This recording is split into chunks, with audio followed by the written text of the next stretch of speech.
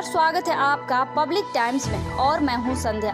तो चलिए अब जानते हैं बिहार की खास खबरों को विस्तार से।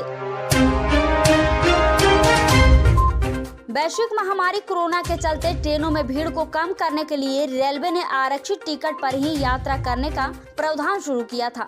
अब कोरोना संक्रमण के मामलों में कमी को देखते हुए करीब 1.5 साल बाद रेलवे ने फिर से बेगूसराय से होकर गुजरने वाली 3 ट्रेनों में अनारक्षित टिकट सेवा शुरू कर दी है। रेलवे द्वारा चयनित 3 ट्रेनों में अब यात्री स्टेशन पर काउंटर टिकट लेकर तुरंत यात्रा कर सकते हैं। इसके लिए रेलवे ने 26 अक्टूबर से यह सुविधा यात्रियों के लिए बहाल की है।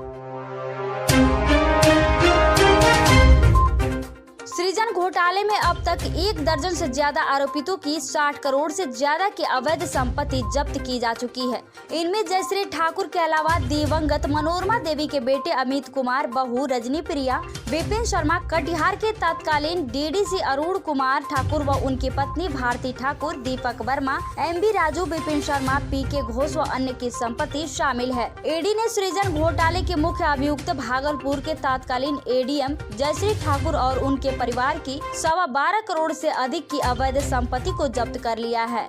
इसमें जयश्री के अलावा उनके पति राजेश चौधरी, बेटा ऋषिकेश चौधरी और बेटी जयश्री चौधरी के नाम से मौजूद संपत्ति शामिल है। जब्त अचल संपत्ति का सरकारी मूल्य 6.85 करोड़ से ज्यादा है, लेकिन बाजार मूल्य इससे कहीं ज्यादा है। यह दूसरा मौका है जब जयश्री ठाकुर की अवैध संपत्ति को ईडी ने जब्त किया है। सिवान में 5 लोगों की संदिग्ध मौत मामले में कार्रवाई करते हुए एसपी ने थानेदार और एक चौकीदार को सस्पेंड कर दिया है। 4 के बाद अब एक और की मौत होने के बाद इलाके में सनसनी फैल गई है। मौत का कारण अभी स्पष्ट नहीं हुआ है, लेकिन जहरीली शराब के कारण मौत की आशंका जताई जा रही है। सिवान के गुटनी थाना क्षेत्र के बेलौड़ी में 4 व बेलौर में 1 लोगों की मौत संदिग्ध हालत में हो गई। 2 अलग अलग गांवों के लोगों की मौत के बाद सनसनी फैल गई। लोग जहरीली शराब पीने से मौत होने की आशंका जताने लगे। रात में तबीयत बिगड़ने के बाद सुबह तक 4 लोगों की जान चली गई। वहीं एक और मौत संदिग्ध हालात में ही और होने से सनसनी फैल गई। सिवान जिले में अब मृत व्यक्तियों को भी कोरोना का वैक्सीन दिए जा रहे हैं। स्वास्थ्य विभाग की यह लापरवाही लोगों के बीच चर्चा का विषय बना हुआ है। जिले के भगवानपुर हॉट प्रखंड के बंसोही गांव के कन्हैया शाह के बेटे दुलार चंद शाह की मौत इसी साल के अप्रैल में ही हो गई थी। शनिवार को उनके घर के मोबाइल नंबर पर वैक्सीन के दूसरे डोज लेने का मैसेज आया। परिजनों का कहना था कि जब मौत अप्रैल में ही हो गई तो 6 माह बाद वैक्सीन की दूसरी डोज कैसे दी गई।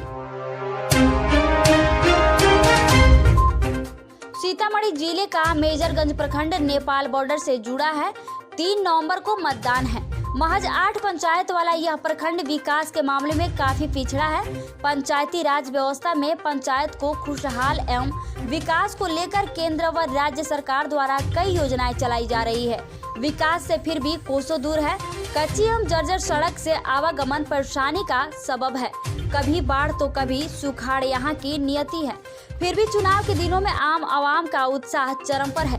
सुबह से देर रात तक प्रत्याशी द्वारे द्वारे वोट की अपील कर रहे हैं। वोटरों को लुभाने के लिए तमाम झांसे दे रहे हैं। कई लोग छूटा दावत भी दे रहे हैं। सुबह में शराबबंदी है और शाम होते ही पियकड़ों की मस्ती व्याह करती है।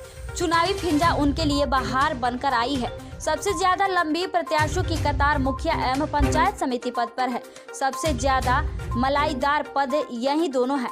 सूत्रों की माने तो मुखिया पद के लिए 10 से 50 लाख, वहीं पंचायत समिति पद के लिए भी 5 से 25 लाख रुपए का खर्च किए जा रहा है। प्रदेश के स्कूली बच्चों के लिए अच्छी खबर है। सभी 72,000 प्रारंभिक विद्यालयों में बच्चों को मिड डे मील मुहैया कराने की तैयारी हो रही है। पहले की तरह ही मेन्यू के मुताबिक प्रत्येक प्रारंभिक विद्यालयों में मिड डे मील बनेगा और उसे गर्मा गर्म परोसा जाएगा। बता दें कि कोरोना महामारी के चलते 13 मार्च 2019 को विद्यालयों के बंद किए जाने से मिड डे मील के बदले प्रत्येक कार्य दिवस के हिसाब से बच्चों को खाद्यान्न दिए जाने लगा। भोजन पकाने के मद की राशि बच्चों के बैंक खाते में भेजी जाने लगी। पूर्णिया पूर्णिया में अखिल भारतीय विद्यार्थी परिषद ने पूर्णिया विश्वविद्यालय द्वारा बिना एजेंडा सीनेट की बैठक बुलाने का आरोप लगाया है। साथ ही इस पर गंभीर सवाल भी उठाया है। अभावित नेताओं के अनुसार ऐसा आरोप खुद सीनेट सदस्यों द्वारा उठाए जा रहे हैं, जो पूरी तरह दुर्भाग्यपूर्ण है। मंगलवार को थाना चौक स्थित विश्वविद्यालय कार्यालय में पत्रकारों से बात करते हुए अभाविक के पदाधिकारियों ने यह सवाल उठाया। संगठन के प्रदेश सहमंत्री रवि गुप्ता ने कहा कि पूर्णिया विश्वविद्यालय अंतर्गत सभी अंगीभूत इकाई महाविद्यालय एवं संबद्ध महाविद्यालयों में व्यापक शैक्षणिक समस्या है। इस स्थिति के बावजूद बिना एजेंडा सीनेट की बैठक बुलाई जा रही है, जो सर्वथा अनुचित है। ललित नारायण मिथिला विश्वविद्यालय के स्नातक द्वितीय खंड सत्र 2019 से 22 की परीक्षा मंगलवार से शुरू हो गई है। अनर्स विषयों की परीक्षा 26 से 31 अक्टूबर तक समूहवार 2 पालियों में ली जा रही है। परीक्षा के पहले दिन प्रथम पाली में ग्रुप ए के अनर्स विषय भौतिकी, राजनीति, विज्ञान और द्वितीय पाली में ग्रुप बी प्राचीन भारतीय इतिहास और संस्कृति, बॉटनी, इतिहास और उर्दू की परीक्षा ली गई। परीक्षा दरभंगा में 11, मधुबनी में 10, समस्तीपुर में 9 और बेगूसराय में 6 परीक्षा केंद्र पर चल रही है। विवि परीक्षा नियंत्रक डॉक्टर आनंद मोहन मिश्रा ने बताया कि 4 जिलों के विभिन्न केंद्रों पर स्नातक द्वितीय खंड की परीक्षा शांतिपूर्ण ढंग से संपन्न हुई है। कहीं से भी कोई कदाचार की सूचना नहीं मिली है। हालांकि परीक्षा के पहले दिन विश्वविद्यालय स्तर से एक भी वरीय अधिकारी निरीक्षण को एक भी परीक्षा केंद्र पर नहीं पहुंचे थे। मधेपुरा प्रखंड परिसर में सोमवार को आत्म के तत्वाधान में प्रखंड स्तरीय रबी महोत्सव सह कृषक प्रशिक्षण कार्यक्रम का आयोजन किया गया। कार्यक्रम का शुभारंभ बीडीओ अशोक कुमार व बीएओ काशीनाथ सिंह ने दीप प्रज्वलित कर किया। इस मौके पर बीडीओ अशोक कुमार ने कहा कि भारत कृषि प्रधान देश है। किसान अच्छी आमदनी और उन्नत खेती के लिए वैज्ञानिक तरीके से खेती करे। मौके पर कृषि विज्ञान केंद्र के वैज्ञानिक डॉक्टर आरपी शर्मा ने मौजूद किसानों को गेहूं के वैज्ञानिक खेती, जीरो लीटेज मशीन से गेहूं की बुआई, सूर्यमुखी की खेती, मक्का की खेती, तोरी व सरसों की उन्नत खेती, आलू की वैज्ञानिक खेती, जैविक खेती व जैव उर्वरक के साथ साथ उनके कीट व्याधि, मक्का, दलहनी व तेलहन फसलों की कीट व्याधि के बारे में किसानों को विस्तार से जानकारी दिया। चोरी के आरोप में गाजियाबाद के जेल में बंद बिहार के सीतामढ़ी जिले के रहने वाले मोहम्मद इरफान उर्फ उजाले की पत्नी गुलशन परवीन ने पंचायत चुनाव में जीत हासिल की है। गुलशन परवीन पुपरी के जिला परिषद क्षेत्र संख्या 34 से प्रत्याशी थी। इरफान को गाजियाबाद पुलिस ने कुछ दिन पहले गिरफ्तार किया था। पंचायत चुनाव में पत्नी को जीत दिलाने के लिए इरफान ने दोनों हाथों से रुपया खर्च किया। उसने 1 करोड़ रुपये तो 7 गाँव की गलियों में सड़क निर्माण पर ही खर्च कर दिए हैं। इरफान की कहानी भी बड़ी दिलचस्प है। अपने माली हालात सुधारने को वह घर छोड़ परदेश चला गया था। वर्षों बाद जब वह घर लौटा तो उसका रुतबा देखकर गांव वाले हैरान थे। वह अकूत संपत्ति का मालिक बन चुका था। एक रसूखदार की तरह गांव में आया। जमीन, बंगला, महंगी गाड़ियां, सब कुछ था उसके पास। आसपास होने वाली योजनाओं में रुपये लुटाकर अपनी हैसियत दिखाने लगा। उजाले पुपरी के गाड़ा जोगिया का निवासी था। पटना के गर्दनी बाग थाना क्षेत्र के चितकोहरा पुल पर मंगलवार की सुबह करीब 5:30 बजे अज्ञात वाहन के धक्के से तेज रफ्तार बाइक डिवाइडर से टकरा गई। टक्कर इतनी जबरदस्त थी कि बाइक पर सवार छात्र पुल से 40 फीट नीचे गिर गए। सिर फटने से बेऊर थाना क्षेत्र के हरनीचक मोहली टोला निवासी मनीष कुमार 18 वर्ष का पुत्र भगवान कुमार तथा अंकित कुमार 19 वर्षीय पुत्र राजीव रंजन निवासी संपत चक शाहपुर पिपरा की मौत हो गई। बिहार विद्यालय परीक्षा समिति ने डीएलएड 2019 से 21 और डीएलएड 2022 से 22 परीक्षाओं का कार्यक्रम जारी कर दिया है। बिहार बोर्ड की डीएलएड फेस टू फेस परीक्षा के लिए इंतजार कर रहे विद्यार्थी अब अपना परीक्षा शेड्यूल देख सकते हैं। समिति की ओर से जारी सूचना के अनुसार डीएलएड फेस टू फेस 2022 से 22 सत्र प्रथम वर्ष की परीक्षा का आयोजन 15 नवंबर 2021 से 22 नवंबर 2021 तक किया जाएगा। इस परीक्षा के एडमिट कार्ड समिति की वेबसाइट secondary.biharboardonline.com पर 26 अक्टूबर 2021 से अपलोड रहेंगे।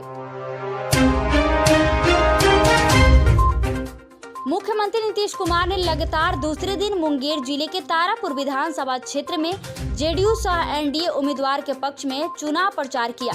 मंगलवार को यहां के टेटिया बम्बर प्रखंड के जगन्नाथा उच्च विद्यालय के मैदान पर चुनावी जनसभा को संबोधित करते हुए उन्होंने विरोधियों पर जमकर निशाना साधा। नीतीश कुमार के साथ मंच पर पूर्व मुख्यमंत्री और हिंदुस्तान अवाम मोर्चा के अध्यक्ष जीतन राम मांझी, मंत्री अशोक चौधरी, सम्राट चौधरी, अमित कुमार, सुमित कुमार, जयंत कुमार, विजय चौधरी, मुकेश सहनी समेत कई विधायक भी मौजूद थे। बिहार शिक्षा विभाग स्कूल के पाठ्यक्रम में अभूतपूर्व बदलाव करने की तैयारी में है।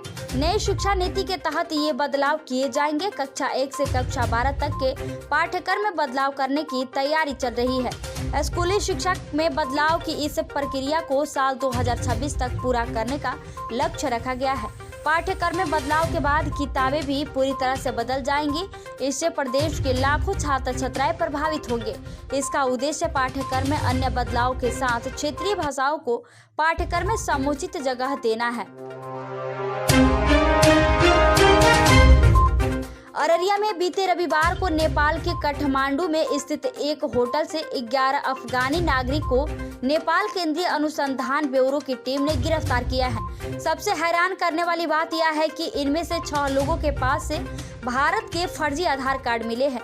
इन नागरिकों के बारे में नेपाल सीबीआई के अधिकारियों के दावे को माने तो उक्त 11 अफगानी सांगिध व्यक्ति भारत के रास्ते सोनाली नाग के रास्ते नेपाल प्रवेश करना चाहते थे। इसकी जानकारी रविवार की सुबह नेपाल सीबीआई की टीम को लगते ही इन सभी को हिरासत में लेकर पूछताछ की जा रही है। अफगानी नागरिकों के नेपाल प्रवेश की सूचना मिलने के बाद नेपाल सरकार के गृह मंत्रालय के द्वारा भारत से लगी सभी नेपाल की सीमा पर उच्च सतर्कता बरतने के निर्देश दिया गया है। तो ये थी बिहार की खास खबर। धन्यवाद।